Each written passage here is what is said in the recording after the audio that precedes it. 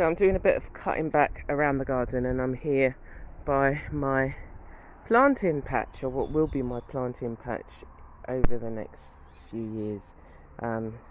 Lots of debris from the shack tree. My tool broke that I usually pick them up, and so I'm going to get one today so I can just tidy all of this up. But the plant in hand is the plantain. So this is the one that bore fruit, and it's now dying, and so I need to move it or get rid of it, cut it back, so that the young plants around it will get a chance to grow. But this one here, which is, I'm assuming, the next one to fruit, to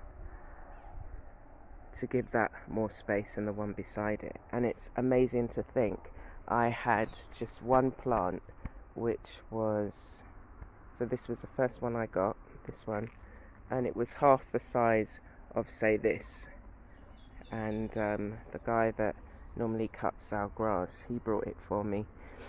And yeah, it's grown. There's about, how many here? 2, 3, 4, 5, 6, 7, 8, 9, 10 growing so far. So I'm not sure whether to move some of these small ones and give them room. I'm not sure. So once this has bore fruit, this one, it will be cut back. And look at the diameter of the the trunk. It's massive. You would think that that was the first one. Was that the first one? Anyway, it's hard to say.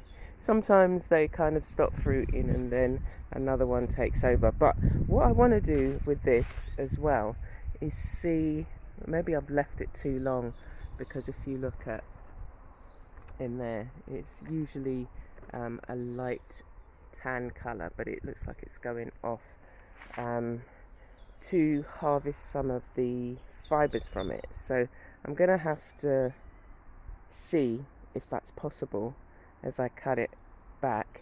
And I've researched the process again. Whilst it's a long process, I think I can hear rain coming. Whilst it's a long process, I can do it over a period of time, just small sections, because they have to be boiled, dried, and then you can see some of the fibres here. Yeah, so they're separated individually, or try and make paper from the pulp. So we'll see. Okay, so that's one of my jobs, and I've noticed I've got stink bugs around, because as I was cutting back let me show you, the Mexican sunflowers, I was lopping the tops off, because that then encourages growth down here and acts as a screen. So this is my temporary fence, my living fence. But as they get more spindly, as they grow taller, the leaves down at the bottom drop off. So then it's just like, well, you can see through it.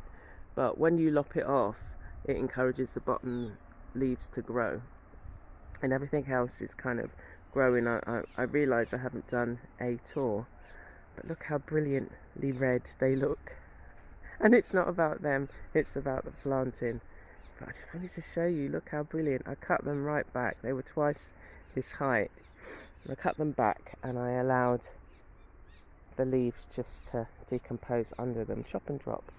Anyway, so let's get back to this. I've got to cut it back and then cut it as low to the ground as possible, and then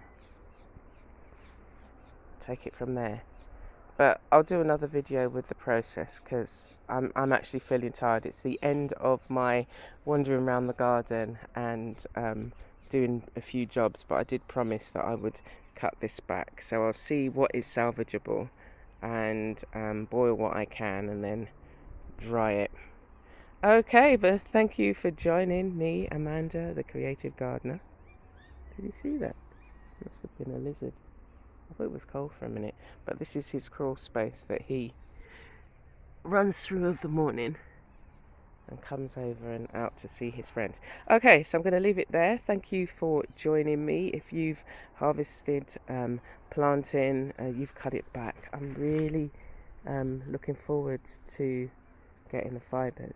Let me know. And if you've got any advice in terms of, you know, making paper from it, I'm going to be looking up, doing some research. But if you've done it and you want to share, please do.